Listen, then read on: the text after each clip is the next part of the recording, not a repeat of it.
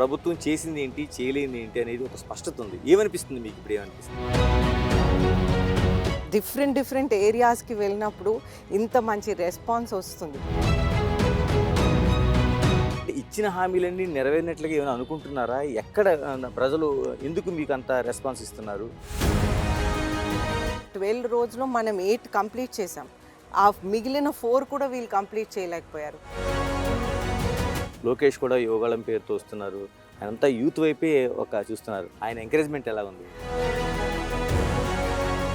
పంచాయత్ రాజ్ మినిస్టర్‌గా చేసినప్పుడు ఎక్స్‌టెన్సివ్‌గా CC roads చేశారండి. ప్రధానంగా 1, 2 అంశాలని చంద్రబాబు నాయుడు గారి దృష్టికి ఇక్కడ లోకల్ ఉండే వాటిని ఏం తీసుకెళ్దాం అనుకుంటున్నారండి? అన్నా క్యాంటీన్ కానివ్వండి, పెన్షన్స్ కూడా మనం ఇంకొకసారి అది డీటెయిల్‌గా పరిశీలించాలండి.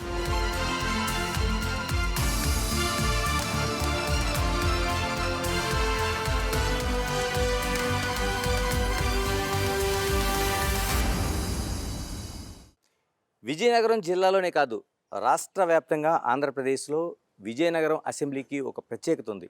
ఎందుకంటే విజయనగర సామ్రాజ్యానికి సంబంధించిన అనేక వారసత్వం ఇక్కడ పోటీకి నిలిచింది. అటు ఆనంద గజపతిరాజు కావచ్చు, అశోక్ గజపతిరాజు కావచ్చు, ఇలాగా అనేక తరాలుగా ఈ విజయనగరానికి రాజకీయానికి ఒక ప్రసిద్ధి తీసుకొచ్చారు. అలాంటి చోట ఇప్పుడు అదితి విజయలక్ష్మి గజపతిరాజు పోటీ చేస్తున్నారు. అలా అంటే చాలామందికి ఒక్కసారిగా ఆశ్చర్యంగా చూడొచ్చు, కానీ అశోక్ గజపతిరాజు తనే ఆవిడ. నమస్తే అదితి గారు. నమస్తే అండి. నమస్తే. ఇలాగ 2012లో 2019లో మీరు పోటీ చేశారు.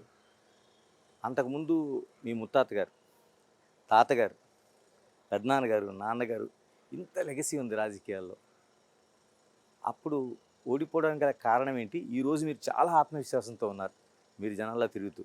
ఏంటి ఆ బేరీజ్ ఏంటో చెప్పండి. రెండింటి మధ్య ఏం తేడా కనిపిస్తుంది మీకు? అంటే నా ఒపీనియన్ జస్ట్ ఆ టైంలో పీపుల్ జస్ట్ కన్ఫ్యూజ్ అయిపోయారండి. ఈ జగన్మోహన్ రెడ్డి వచ్చి ఒక్క ఛాన్స్ అనే వరకు కొద్దిగా జనాలు కన్ఫ్యూజ్ అయిపోయారు. అంతే. ఇంకా దానికన్నా ఎక్కువ ఏం జరగలేదు. ఎందుకంటే మనం ఇప్పుడు చూస్తుంటే తక్కువ ఓట్ల మెజారిటీతో పోయింది అప్పుడు కూడా. చివరి క్షణంలో సీట్ వచ్చినట్టుంది మీకు అప్పుడు పోటీ కూడా. జస్ట్ 21 డేస్ అండి. 25 డేస్ ముందు అనుకుంటా. అప్పుడు మనకు టైం కూడా లేదు ఏదైనా చేయటానికి. అలాగ డైరెక్ట్ ఎలక్షన్లోకి వెళ్ళిపోయాం. ఎక్కువ ప్లానింగ్ అటువంటివి ఏం చేయకుండా. అదొకటి. ఇంకొకటి పీపుల్ కూడా చాలా కన్ఫ్యూజ్ అయిపోయారండి. సో ఈ ఒక్క ఛాన్స్ అని అడిగే వరకు జనాలు చాలా కన్ఫ్యూజ్ అయిపోయారు ఆ విషయంలో. ఒక్క chance and then young person ఇంత పాదయాత్ర చేసి ఇన్ని హామీలు ఇచ్చేసాడు. ఆ హామీలు అన్నీ వాళ్ళు నెరవేరుస్తారని అనుకున్నారు, కానీ ఆయన ఏం చేయలేదు యాక్చువల్గా. ఇప్పుడు ఏమనిపిస్తుంది మీకు? ఇంత 2019 నుంచి ఇప్పుడు చాలా టైం దొరికింది. అప్పటికంటే మీరు జనాల్లో ఎక్కువగా ఉన్నారు, అనేక కార్యక్రమాలు చేస్తున్నారు. మరోవైపు ప్రభుత్వం చేసింది ఏంటి, చేయలేనిది ఏంటి అనేది ఒక స్పష్టత ఉంది. ఏమనిపిస్తుంది మీకు ఇప్పుడు? ఏమనిపిస్తుంది అంటే ఇప్పుడు మనం ప్రజల్లోకి వెళ్తున్నాం, ప్రజలైతే బ్రహ్మరథం పడుతున్నారు అనమాట. చూస్తుంటే మనం ఇప్పుడు తారక రామ కాలనీ అని ఒక కాలనీకి వెళ్ళాం. ఆ కాలనీలో అయితే ఒక 15 రోజులు పుట్టిన బేబీని బయటకు తీసుకొచ్చి 21st డేకి మామూలుగా నామకరణం చేస్తారు. అయితే బేబీని తెచ్చి మీరు ఇప్పుడు వచ్చారు, మీరు నామకరణం చేయండి, నేను దేవాంశ్ అని పిలుస్తాం అనుకుంటున్నారని చెప్పింది అనమాట. అయితే సో రెస్పాన్స్ అలాగుంది. అదే కాకుండా మనం నిన్న కానపాకకు వెళ్ళాము. అక్కడైతే మన పాత కార్యకర్త, ఆయన పేరు సత్యబాబు, ఆయన ఫస్ట్ ఓట్ నాన్నగారికి వేశారు. అయితే ఆయన ఏమన్నారంటే, నా ఫస్ట్ ఓట్ నాన్నగారికి వేసాను, అలాగే ఈవిడ నా మేనకోడలు, ఆవిడ ఫస్ట్ ఓట్ మీకు వేస్తుందని అటువంటి రెస్పాన్స్ వస్తుంది మనకి. అలాగే మనం మార్వాడి స్ట్రీట్స్కి వెళ్ళామండి. అక్కడైతే వాళ్ళు బయటకు వచ్చి హిందీలో చెప్పటం అనమాట. हम आपके लिए ही वोट देंगे, आप पापा का जैसा విజయనగరం को अच्छे से देखभाल करना అని వాళ్ళు అంటున్నారు. సో ఇలాగా డిఫరెంట్ ఏరియాస్కి వెళ్ళినప్పుడు ఇంత మంచి రెస్పాన్స్ వస్తుంది. ఈరోజు వీటి అగ్రహారంకి వెళ్ళాము. వీటి అగ్రహారంలో అయితే నాన్నగారు హౌసెస్ అవన్నీ ఇచ్చారు. అయితే వాళ్ళు ఓపెన్గా చెప్తున్నారు, నాన్నగారే ఈ కాలనీ ఇచ్చారు, మాకు ఈ ఇల్లు నాన్నగారి వల్లనే మాకు ఈ హౌసింగ్ ఉంది, మాకు ఒక రూఫ్ ఉంది, మా ఓట్లన్నీ మీకే అని అలా ఓపెన్గా చెప్తున్నారు. సో రెస్పాన్స్ ఆ విధంగా అసలు చాలా ఫెంటాస్టిక్గా ఉంది రెస్పాన్స్. మీరు 2019లో చూసారు. ఒకే ఒక్క ఛాన్స్ అనేది ఒక నినాదంగా వచ్చింది. మీరన్నట్టు ఒక యంగ్ ఏజ్‌లో పాదయాత్ర చేశారు ఇదంతా. అంటే ఇచ్చిన హామీలన్నీ నెరవేరినట్లుగా ఏమైనా అనుకుంటున్నారా? ఎక్కడ ప్రజలు ఎందుకు మీకంత రెస్పాన్స్ ఇస్తున్నారు? అంటే ప్రజలకి క్లియర్‌గా అర్థమైపోయిందండి. ఈయన ఏ విధంగా ఆయన హామీలు చేయలేకపోయాడు. బికాజ్ కొన్ని కొన్ని ఏరియాస్‌లో మనం వెళ్తుంటే వాళ్ళ ప్రాబ్లమ్స్ కూడా చెప్తున్నారు. ఒక ప్రాబ్లమ్ అయితే చాలా వరకు పెన్షన్‌లు చాలా కట్ చేసాడండి. ఈ కరెంట్ బిల్ ఒకటి పెరిగిపోయింది. ఆ కరెంట్ బిల్ పెంచేసి దాని వలన పెన్షన్‌లు కట్ అని కూడా చూపిస్తున్నారు కొన్ని చోట్ల. సో, ప్రజలు చాలా ఏంటి ఫెడప్ అయిపోయారు ఆయనను చూసి. ఈ ఈవెన్ ముసలి వాళ్ళకి కూడా, ఓల్డ్ పీపుల్ కూడా, అలాగే వికలాంగులు కూడా పెన్షన్ కట్ చేసినప్పటికి ప్రజలు చాలా నిజంగా అసలు ఫెడప్ అయిపోయారు. అంటే ఇప్పుడు నవరత్నాలు అనేది ఒకటి తీసుకొచ్చారు. అనేక హామీలు వస్తున్నాయి. వృద్ధాప్య పింఛన్ దగ్గర నుంచి అనేక పింఛన్లు ఇంటికెళ్తున్నాయి ఉన్నది. ఇలాంటి పరిస్థితుల్లో ప్రజల మైండ్ సెట్ మీకు ఏమనిపిస్తుంది? అంటే ప్రజలు ఆయన మీద ఏ విశ్వాసం లేదండి. నమ్మకం లేదు ఆయన మీద. పోయింది పూర్తి నమ్మకం. ఎందుకంటే ఆయన ఏమాత్రం డెవలప్‌మెంట్ చేయలేదు. మనం విజయనగరంకొస్తే వాళ్ళకి క్లియర్‌గా కాంట్రడిక్షన్ కనిపిస్తుందనమాట. నాన్నగారి టైంలో ఇలాగ వాటర్ ప్రాజెక్ట్స్ కానివ్వండి, ఇలాగ గోస్తాని నది మీద ముష్టిపల్లి వాటర్ చేశారు. ఆ వాటర్ మనకు వస్తుంది. అలాగే చంపావతి నది మీద మళ్ళీ 2017లో యూనియన్ మినిస్టర్ అయినప్పుడు అప్పుడు కూడా వాటర్ ప్రాజెక్ట్ చేశారు. ఆ వాటర్ కూడా మనకు వస్తుంది. అంటే వాటర్ ప్రాజెక్ట్ కాదు. అక్కడ 3 ఊటబావులు చేశారు. ఆ వాటర్ కూడా విజయనగరం ప్రజలకు వస్తుంది. అప్పుడు 2017లో యూనియన్ మినిస్టర్ అయినప్పుడు 2017లో యూనియన్ మినిస్టర్ అయినప్పుడు నాన్నగారు నదుల అనుసంధానం చేసి ఆహ్, ఆహ్, మన తోటపల్లి నుంచి గోస్తాని, గోస్తాని నుంచి చంపావతి నదుల అనుసంధానం చాలా పెద్ద ప్రాజెక్ట్ మొదలుపెట్టారనమాట. ఇది ప్రతిపాదించారు. కానీ వీళ్ళైతే ఏమాత్రం అది కంటిన్యూ చేయలేదు. అప్పుడు ఎలాగ ఉన్నాదో అలాగే ఉంది ఇప్పుడు. ఇంత కూడా ఒక పిసరు కూడా ముందుకు వెళ్ళలేదు. అలాగే మనం నాన్నగారు ఉన్నప్పుడు అప్పుడు ఆ సేమ్ టైంలో మనం 12 రోడ్స్ ప్రతిపాదించాం. డబుల్ లేన్, సెంట్రల్ లైటింగ్ పెట్టి పెద్ద పెద్ద రోడ్లు చాలా నీట్‌గా చేశారు. ఆ 12 రోడ్స్‌లో మనం 8 కంప్లీట్ చేసాం. ఆ మిగిలిన 4 కూడా వీళ్ళు కంప్లీట్ చేయలేకపోయారు. అలాగే ఎయిర్‌పోర్ట్ ఇక్కడే ఉంది. హాఫ్ అన్ అవర్ దూరం. ఆ ఎయిర్‌పోర్ట్ అన్ని పర్మిషన్స్‌తో పాటు నాన్నగారి టైంలో లేకపోతే చంద్రబాబు నాయుడు గారు ముఖ్యమంత్రిగా అయినప్పుడు ఈ ఎయిర్‌పోర్ట్ పూర్తిగా పర్మిషన్స్‌తో పాటు రెడీ అయింది. కానీ వాళ్ళు అది కూడా ముందుకు తీసుకువెళ్ళలేదు. జస్ట్ రీసెంట్‌గా వాళ్ళొచ్చి ఏదో శంకుస్థాపన చేసేసారు. ఒక షో వర్క్ అనమాట. జస్ట్ ఒక శంకుస్థాపన. నేనేదో చేస్తున్నానని చూపెట్టుకోటానికి. మీరు 2019లో ఓటమి తర్వాత అప్పటినుంచి కూడా జనాల మధ్య తిరుగుతున్నారు. పార్టీ ఇచ్చే కార్యక్రమాలకు అన్నింటికి వెళ్తున్నారు. ఆహ్, చాలా అంటే వాళ్ళు చేసిన ఏదైతే పిలిపిస్తుందో పార్టీ అన్ని కార్యక్రమాల్లో పాల్గొంటున్నారు. మీకు ఎలా వినిపిస్తుంది? ప్రజల వాయిస్ ఏ విధంగా వినిపిస్తుంది అసల ఫస్ట్ మీకు? ప్రజలైతే ఎదురు చూస్తున్నారండి. ఎప్పుడా ఈ ప్రభుత్వం అయిపోతది? ఎస్పెషల్లీ ఈ 3 మంత్స్ ఎప్పుడు అయిపోతది? వాళ్ళు పూర్తిగా ఫెడప్ అయిపోయారు. ఇది ఎప్పుడు అయిపోతది? మళ్ళీ చంద్రబాబు నాయుడు గారు ఎప్పుడు ముఖ్యమంత్రి అవుతారని ప్రజలు ఎదురు చూస్తున్నారు. ఎక్కడ ఎందుకండి ఆ అన్రెస్ట్ ఎందుకొచ్చింది ప్రజలకసలు ఎక్కువ? అంటే వాళ్ళు ఫెడప్ అయిపోయారండి. ఫర్ ఎగ్జాంపుల్ నేను మొన్న ఒక ఫిజియోథెరపిస్ట్‌ని కలిసాను ఇలాగా పాదయాత్ర చేస్తుంటూ. ఆవిడైతే ఏమంది ఆవిడ పీజీకి యాక్చువల్‌గా ఆవిడ పీజీ చేయాలని అనుకుంది. కానీ రీయింబర్స్‌మెంట్ తీసేశారు కాబట్టి వాళ్ళ ఫ్యామిలీ నుంచి వాళ్ళు అఫోర్డ్ చేయలేరు. సో, ఆ పీజీకి ఆవిడ చేయలేకపోయింది. బట్ దాని ముందుల రీయింబర్స్‌మెంట్ ఉండేది. సో, ఆవిడ కెరియర్ ఒక లైన్‌లో ఆలోచించింది. గానీ అది చేయలేకపోయింది కాబట్టి న్యాచురల్‌గా కొంత నిరాశ డెఫినెట్‌గా యూత్‌లో ఉంటది. అలాగే నిరుద్యోగ యువత ఏ విధంగా ఉందంటే మనకి స్టాటిస్టిక్స్‌లోనే 6,12,000 నిరుద్యోగ యువత మన రాష్ట్రంలో ఇప్పుడు ఉన్నారు. వీళ్ళేమో గవర్నమెంట్ జాబ్స్ ఇవ్వలేదు, ప్రైవేట్ జాబ్స్ కూడా ఇవ్వలేదు. చంద్రబాబు నాయుడు గారు తెచ్చిన పరిశ్రమల్ని కూడా వాళ్ళు ప వాళ్ళే పరిగెత్తిపోయారు. ఈ జగన్మోహన్ రెడ్డికి నమస్కారం పెట్టి పరిగెత్తిపోయారనమాట. ఈ వైజాగ్, విజయనగరం ఈ రోడ్ మీద చూస్తుంటే ఎన్ని ప్రాజెక్ట్స్ తెచ్చామండి. అదాని డేటా కేబుల్ సెంటర్ అంటే బిలో ద సీ నుంచి కేబుల్స్ ఏసే ప్రాజెక్ట్ అంత పెద్ద పరిశ్రమ తెస్తే వాళ్ళు అది కూడా ముందుకు తీసుకువెళ్ళిపోయారంటే వాళ్ళు ఎంత ఎంత విఫలమయ్యారో మనం ఆలోచించాలి. అదే కాకుండా ఫ్రాంక్లిన్ టెంపుల్టన్ గ్రూప్, అలాగే లులు సెంటర్, ఎన్నో పరిశ్రమలు తెచ్చారండి. ఇవన్నీ మనం కోల్పోయాం. ఇన్ని ఉద్యోగ అవకాశాలు, ఇన్‌ఫ్రాస్ట్రక్చర్, డెవలప్‌మెంట్ అన్నీ కోల్పోయాం.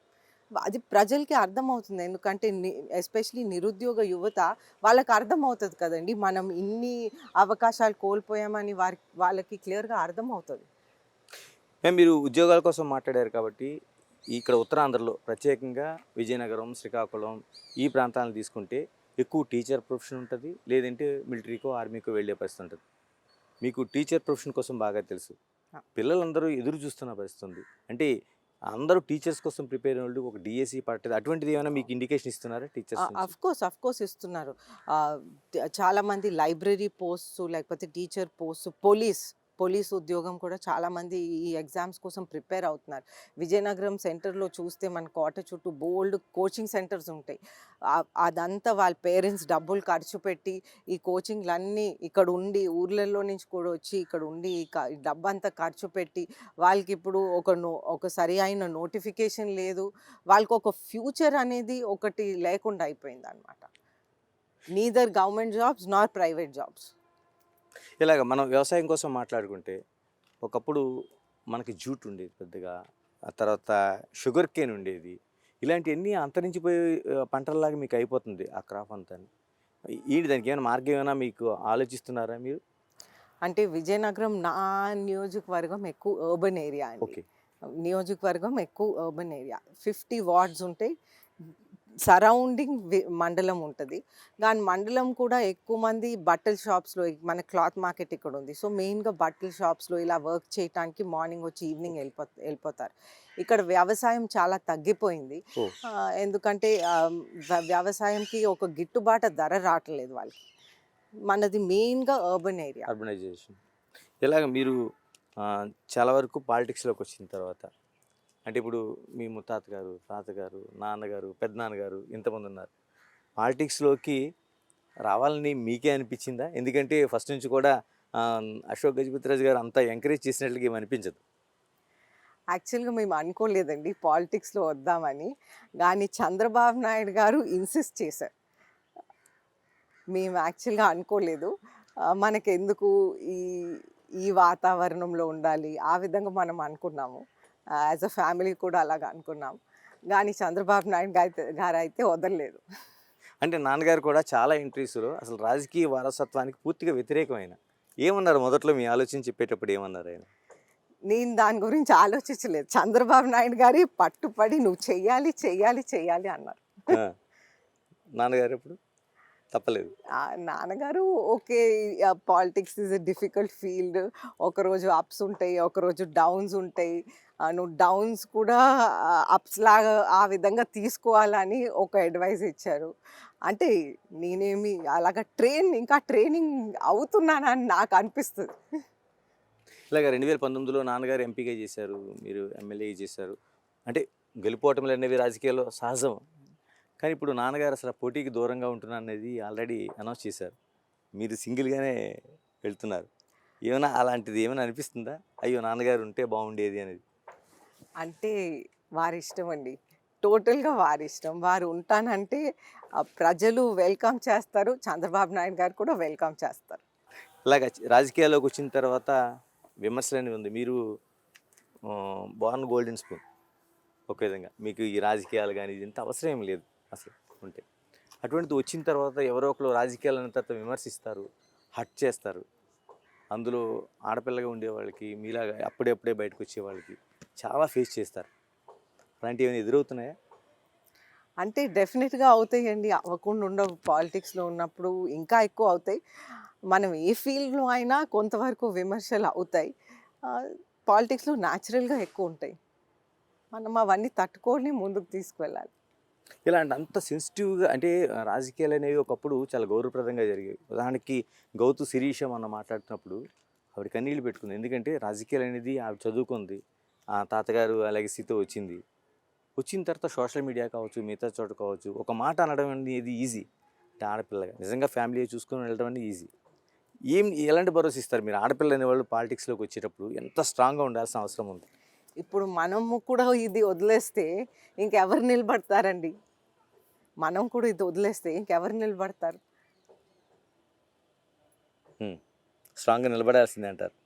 నిలబడుతున్నాం. ఇన్ని కక్ష సాధింపులు చేసినప్పుడు, మనం ఒక అపోజిషన్‌గా నిలబడినప్పుడు, ఈ టైంలో ఇన్ని సంవత్సరాలు మనం 5 ఇయర్స్ వాళ్ళు చాలా కక్ష సాధింపు చర్యలు చేశారు. ఆహ్, మనం ఆ టైంలోనే నిలబడినప్పుడు మనం డెఫినెట్‌గా చేయగలమని నాకైతే అనిపిస్తది. నాన్నగారు కూడా ఎప్పుడు అనేవారు, ఫస్ట్ మనం ఎప్పుడైనా పాలిటిక్స్‌లో ఎంటర్ అయినప్పుడు, మనం అపోజిషన్‌లో ఉన్నప్పుడు మనం ఎక్కువ నేర్చుకుంటాం. ఎప్పుడు అనేవారు. ఇలాగా చంద్రబాబుతో పాటు లోకేష్ కూడా యోగాళం పేరుతో వస్తున్నారు. ఆయనంతా యూత్ వైపే చూస్తున్నారు. ఆయన ఆలోచనలు ఎలాగ ఉన్నాయి మీకు? ఆయన ఎంకరేజ్‌మెంట్ ఎలా ఉంది మీకు? లోకేష్ గారైతే చాలా ఫార్వర్డ్ థింకింగ్ అండి. అండ్ వారు ఐటీ మినిస్టర్‌గా, పంచాయత్ రాజ్ మినిస్టర్‌గా చేశారు. పంచాయత్ రాజ్ మినిస్టర్‌గా చేసినప్పుడు ఎక్స్‌టెన్సివ్‌గా సీసీ రోడ్స్ చేశారండి. ప్రతి విలేజ్‌లో ఇప్పుడు కూడా మనం చూస్తుంటే మన అన్ని విలేజెస్‌లో వారు మినిస్టర్ ఉన్నప్పుడు చేసిన రోడ్సే ఉన్నాయి. అది వాళ్ళు మెయింటైన్ కూడా చేయలేకపోయారు. హ్మ్. మనం వెళ్తుంటే కూడా వాళ్ళు చెప్తున్నారు, ఇవన్నీ మీరు చేసిన రోడ్సే, వాళ్ళు ఒక్కటి కూడా చేయలేదు దాని తర్వాత. ప్లస్ సర్పంచెస్‌కి ఏమాత్రం హక్కులు లేవు ఈ ప్రభుత్వంలో. గ్రామ స్వరాజ్ అనేది గాంధీ గారు ఎప్పుడు చెప్పేవారు. ఆ ఆ హక్కులు పూర్తిగా తీసేశారు. పైగా చూస్తుంటే మన ఎమ్మెల్యే గారు రెగ్యులర్‌గా వెళ్తా ఉంటారు. గాంధీ విగ్రహం అక్కడ పెడుతున్నారు. రెగ్యులర్‌గా వెళ్తా ఉంటారు పరిశీలించటానికి. గానీ గాంధీ గారు చెప్పిన ఏ ఏ విషయం కూడా వారు ఫాలో అవ్వట్లేదు. ఈ గ్రామ స్వరాజ్ కూడా వారు ఫాలో అవ్వట్లేదు. ప్రతి ట్యాప్ కనెక్షన్ దగ్గరికి వారి దగ్గరికెళ్ళాలి. అలాగే మ్యూటేషన్ సర్టిఫికేట్ కూడా వారి దగ్గరికెళ్ళాలి. ఆ! అలాగే ఇవన్నీ చాలా కష్టమైన సిట్యుయేషన్స్. మనం చూస్తుంటే విజయనగరంలో కూడా డ్రగ్స్ అనే పదార్థం ఎంత విచ్చలవిడిగా దొరుకుతుంది. ఓకే. సో పేరెంట్స్ భయపడిపోతున్నారు. ఎందుకంటే పిల్లలు, స్కూల్ పిల్లలు కానివ్వండి, కాలేజ్ పిల్లలు కానివ్వండి, వాళ్ళకి భయం ఈ పదార్థం డ్రగ్స్ అనేది అలవాటవుతే ఆ చైల్డ్ దానికి బానిసగా మారిపోతాడు. అప్పుడు ఆయన సమాజంలో దేనికి పనికిరాడు. ఆయన యూస్‌లెస్ అయిపోతాడు. పేరెంట్స్ చాలా భయపడిపోతున్నారు. ఇదొక పెద్ద చర్చ కూడా జరుగుతుంది విజయనగరంలో. నిజంగానే మీరంటే ఒక అతిపెద్ద, ఎందుకంటే ఇప్పుడు కాస్మోపాలిటన్ సిటీస్‌లో వాళ్ళు ఎదుర్కొంటున్న అతిపెద్ద సమస్యల్లో ఇప్పుడు మనకి ఈ డ్రగ్స్ ఒకటి. ఇప్పుడు ఇక్కడ వరకు విజయనగరం వరకు వచ్చిందంటే ఎలా మీరేమైనా అధికారుల దృష్టికి తీసుకెళ్తున్నారా? ఎలాంటి అవేర్‌నెస్ చేస్తున్నారు ఇప్పటి నుంచి మీరు? అంటే మనం ప్రయత్నం చేస్తున్నాం కానీ పేరెంట్స్ చాలా వర్క్డ్ అప్‌గా ఉన్నారు ఈ సిట్యుయేషన్‌లో. హ్మ్. బికాజ్ మళ్ళీ ఇది కొద్దిగా మనం అంటే గవర్నమెంట్ కొద్దిగా దాన్ని కంట్రోల్ చేయాల్సిన అవసరం ఉంది. మనం చంద్రబాబు నాయుడు గారు ఆహ్, ఆహ్, ముఖ్యమంత్రిగా ఉన్నప్పుడు అరకు పక్కనే ఉంది మనకు అవును. అరకు. అరకులో గాంజాయి పెంచేవారు ఎప్పుడో పాతకాలంలో. అయితే ఆహ్, చంద్రబాబు నాయుడు గారు కాఫీ ప్లాంటేషన్స్ వాళ్ళకి ప్రోత్సహించారు. మళ్ళీ ఇప్పుడు అది బ్యాక్వర్డ్స్ తీసుకెళ్ళిపోయారు. ఓకే. సో, అది చాలా ఇంపార్టెంట్ అయిన విషయం అండి. వాళ్ళు ఇంత పాజిటివ్‌గా చంద్రబాబు నాయుడు గారు కాఫీ అరకు కాఫీ అనేది చాలా ఫేమస్ అయిపోయింది. మీరు చూస్తుంటే ఢిల్లీ ఎయిర్‌పోర్ట్‌లో కూడా అరకు కాఫీ దొరుకుతుంది. ఇండియా మొత్తం స్ప్రెడ్ చేశారు. అప్పుడు టూరిజం మినిస్టర్ భూమి అఖిలప్రియ ఉంది. ఆవిడ అప్పుడు ఢిల్లీకెళ్ళి ఈ ప్రత్యేకంగా అరకు కాఫీ మీద ఎక్స్‌టెన్సివ్ వర్క్ కూడా చేసిందావిడ.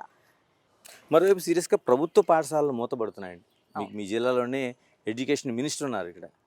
అంటే అవి చాలా వరకు స్కూళ్ళు మూతపడుతున్నాయి. సంఖ్య తగ్గిపోతుంది. డ్రాప్ అవుట్ స్పేస్ తీసేస్తున్నారు. అంటే విజయనగరం జిల్లా అంటే బాలికలు ఎక్కువగా చదువుకునే ఒక ప్రోత్సాహం ఉండే ప్రాంతం. మీరేమైనా ఇటువైపుగా ఆలోచిస్తున్నారా అసలు ఎడ్యుకేషన్? 6,00,000 చిల్డ్రన్ అండి. డ్రాప్ అవుట్స్ ఉన్నారు ఇప్పుడు ఆంధ్రప్రదేశ్‌లో 6,00,000. సో, మనం చూస్తుంటే ఎడ్యుకేషన్ మినిస్టర్ ప్రాంతంలో కూడా ఆయన ఏం చేయలేకపోయారు. ఆ! సో, వాళ్ళకొక బాధ్యత అనేది లేదండి. ఈ పలానా పని జరగలేదంటే అట్‌లీస్ట్ వాళ్ళు ముఖ్యమంత్రిని కలిసి ఈ ప్రాబ్లమ్ ఉందని చెప్పటానికి కూడా వాళ్ళకి ఒక బాధ్యత లేదు. ఇప్పుడు సపోజ్ మన ఏరియాలో నేను చెప్తున్నాను డ్రగ్స్ విచ్చలవిడిగా దొరుకుతుంది. అయితే మన ఎమ్మెల్యే గారు బాధ్యత తీసుకొని చెప్పాలి కదండీ ముఖ్యమంత్రికి, ఈ ప్రాబ్లమ్ ఉంది, మనం ఎలాగా అది పరిష్కారం చేయాలనేది. అలాగే బొత్స సత్యనారాయణ ఎడ్యుకేషన్ మినిస్టర్ గారు ఇక్కడ ఇక్కడ ఈ మొత్తం ఆంధ్రప్రదేశ్‌లో 6 lakhs డ్రాప్ అవుట్స్ ఉండాలంటే అది ఎంత డేంజరస్ సిచ్యువేషన్ అండి. ఫ్యూచర్ ఆలోచిస్తే ఒక 10-20 ఇయర్స్ ఆలోచిస్తే ఏ, ఆ, ఈ ఆ, ఈ ప్రాబ్లం ఎంత పెరిగిపోతుంది. మనం చూస్తుంటే ఎన్టీఆర్ గారి టైంలో నైట్ స్కూల్స్, ఇంటికి ఇల్లాలి చదువు ఇంటికి వెలుగు అనే ప్రోగ్రాం పెట్టారు. ఎగ్జాక్ట్లీ. అంటే మహిళలు కూడా, ఓల్డర్ పీపుల్ కూడా చదవాలనే ఉద్దేశంతో వారు పెట్టారు. ఈ అందరూ ప్రజలు చదువుకోవాలనే ఉద్దేశంతో అది పెట్టారు. నారా చంద్రబాబు నాయుడు గారేమో వారు ఈ లేటెస్ట్ ప్రొజెక్టర్స్తో కొన్ని కొన్ని ఏరియాస్లో మంచి క్లాసెస్ చేస్తున్న ప్రొఫెసర్స్తో క్లాసెస్ రికార్డ్ చేసి ఇటువంటి విధానంలో చాలా పాజిటివ్ ఫార్వర్డ్ థింకింగ్ విధానంలో వారు తీసుకెళ్తుంటే వీళ్ళేమో డ్రాప్ అవుట్స్. మళ్ళీ ఒక పెద్ద ప్రాబ్లం ఏంటంటే తెలుగుని తీసేశారండి. సో చాలా వరకు లోవర్ ఇన్కమ్ గ్రూపే గవర్నమెంట్ స్కూల్స్లో చదువుతారు. ఈ లోవర్ ఇన్కమ్ గ్రూప్స్ డైరెక్ట్గా ఇంగ్లీషే చదవాలంటే వాళ్ళు చాలా భయం పడిపోతున్నారు. సో న్యాచురల్గా వాళ్ళకి ఏం అర్థం అవ్వదు. చిన్న పిల్లోడు స్కూల్కి వెళ్తే వాళ్ళు తెలుగులో మాట్లాడితే ఫస్ట్ వచ్చి స్లోగా ఇంగ్లీష్ కొద్దిగా నేర్పించాలి. తెలుగు కూడా ఉండాలి, ఇంగ్లీష్ కూడా ఉండాలి. కానీ పూర్తిగా తెలుగు తీసేస్తే అది వాళ్ళు భయపడిపోయి అసలు స్కూల్కే వెళ్ళనన్నట్లుగా అది అయిపోయింది. ఇక్కడ నేను లోకల్ ఎమ్మెల్యే దగ్గరికి వస్తాను. ఇక్కడ లోకల్ ఎమ్మెల్యే కూడా మీకు రాష్ట్ర వ్యాప్తంగా ఉండే ఆ పథకాలతో పాటు ఇక్కడ చాలా వరకు హామీలు ఇచ్చారు. ఏమైనా నెరవేర్చారు అసలు? నాకు కనిపించింది అయితే ఏం నెరవేర్చలేదండి. వారు జస్ట్ లైక్ సీఎం అలాగే ఎమ్మెల్యే నేను చేశాను అంటారు, కానీ చేసింది ఏం కనిపించదు. విజయనగరంలో అంత సుందరీకరణ అని చెప్పారు, కానీ ప్రజలకైతే కనిపిస్తుంది ఈ విజయనగరం వెలుగుతుంది అన్నారు. వాళ్ళ పాకెట్స్ అయితే వెలుగుతున్నాయి, కానీ విజయనగరం ఏమాత్రం వెలగట్లేదు. మనం చేసిన రోడ్స్ ఫర్ ఎగ్జాంపుల్ 12 రోడ్స్ చేసాం, 8 మన గవర్నమెంట్లో కంప్లీట్ చేసాం.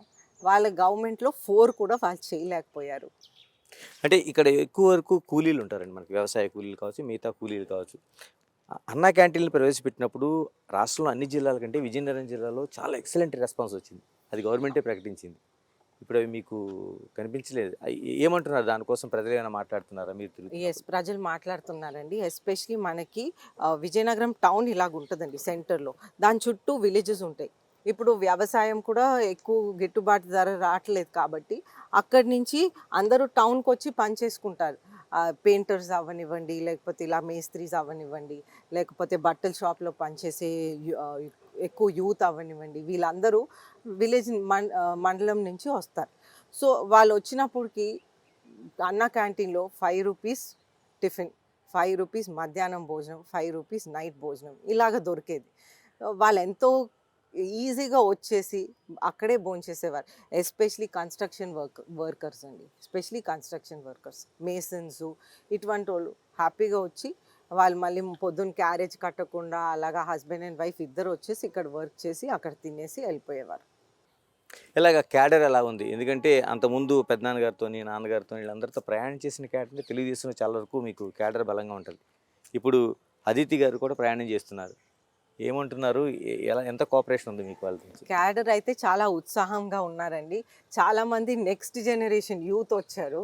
సో మనం నెక్స్ట్ జనరేషన్ అంటే వాళ్ళ పిల్లలు లేకపోతే వాళ్ళ బ్రదర్స్ చిల్డ్రన్ అలాగా మనతో జాయిన్ అయిపోయి చాలామంది తరతరాల నుంచి జాయిన్ అయ్యారు. అదే కాకుండా చాలామంది కొత్త వాళ్ళు కూడా వచ్చారు. ఏం తీసుకెళ్దాం అనుకుంటున్నారు? ప్రధానంగా 1-2 అంశాలని చంద్రబాబు నాయుడు గారి దృష్టికి, ఇక్కడ లోకల్ ఉండే వాటిని ఏం తీసుకెళ్దాం అనుకుంటున్నారు ఆయన దృష్టికి? అంటే వాటర్ ప్రాజెక్ట్ ఒకటండి, ఆల్రెడీ నాన్నగారు స్టార్ట్ చేశారు. ఆ నదుల అనుసంధానంతో తోటపల్లి నుంచి గడిగడ్డ టు చంపావతి. ఇది డెఫినెట్గా మనం ఫార్వర్డ్కి తీసుకువెళ్ళాలి, బికాజ్ అది ప్రజలకి అవసరం. సో అది ఫస్ట్ అది మనం డెఫినెట్గా చేయాలి. అలాగే మనకి పక్కనున్న ఎయిర్పోర్టు అది కూడా మనం చెయ్యాలి, డెఫినెట్గా మనం చెయ్యాలి ఇవన్నీ. అలాగే అన్నా క్యాంటీన్ కానివ్వండి, పెన్షన్స్ కూడా మనం ఇంకొకసారి అది డీటెయిల్గా పరిశీలించాలండి. ఎందుకంటే చాలామంది వికలాంగులకి ఓల్డ్ పీపుల్కి కూడా కట్ అయినాయి పెన్షన్స్. అది వాళ్ళు కంప్లైంట్ చేస్తున్నారు మనం తిరుగుతున్నప్పుడు. సో దాన్ని మళ్ళీ మనం డీటెయిల్గా పరిశీలించాలి. థ్యాంక్ యూ అదితి గారు. Thank you very much. Thank you అండి. Thank you. ఇది మనకి విజయనగరం అసెంబ్లీ నియోజకవర్గంలో నేను ఎమ్మెల్యేలో అదితి తెలుగుదేశం పార్టీ తరఫున వ్యక్తం చేస్తున్న అభిప్రాయాలు ఖచ్చితంగా రాష్ట్ర వ్యాప్తంగా ఇచ్చిన హామీలు నెరవేరకపోవటం, మరోవైపు తెలుగుదేశం అనుసరిస్తున్న విధానాలు ఖచ్చితంగా పార్టీకి విజయాన్ని చేకూరుస్తాయి. అందులో విజయనగరం నుంచి తన ఏదైతే అభ్యర్థిత్వం ఉంటుందో అది ఖచ్చితంగా అందరి సహకారంతో, అంటే అటు జనసేన కావచ్చు, లేకపోతే ఇంకో వచ్చే కొత్త పార్టీతో ఉండే ఏదైతే ఉందో వాళ్ళందరితో కలుపుకొని ముందుకెళ్ళే అవకాశం ఉందని స్పష్టం చేస్తున్నారు. ఇక్కడ ప్రజలకి ఏదైతే అవసరాలు ఉన్నాయో వాటిని ఖచ్చితంగా తీర్చడానికి అటు విజయనగరం ఏదైతే గజపతి రాజులది ఒక లెగసీ ఉందో ఆ లెగసీని ఖచ్చితంగా కంటిన్యూ చేస్తానని మాత్రం స్పష్టం చేస్తున్నారు. మరొక నియోజకవర్గంలో నేను ఎమ్మెల్యేతో కలుద్దాం. This is Ganesh signing off.